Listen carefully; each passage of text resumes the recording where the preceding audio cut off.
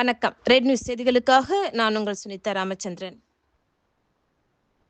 புழல் ஒன்றிய திமுக சார்பில் 500 பேருக்கு அன்னதானம், 250 பேருக்கு சேலை வழங்கும் நிகழ்ச்சி நடைபெற்றது.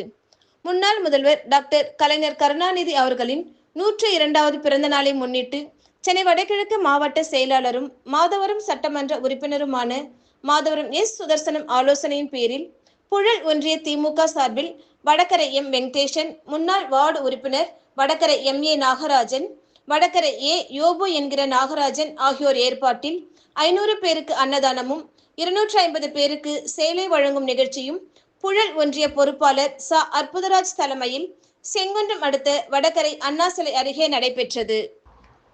சென்னை வடகிழக்கு மாவட்ட தொழில்நுட்ப அணி அமைப்பாளர் எஸ். ஏ. சீனிவாசன் சிறப்பு அழைப்பாளராக கலந்து கொண்டு அன்னதானத்தை துவக்கி வைத்து நலத்திட்ட உதவிகளை வழங்கினார்.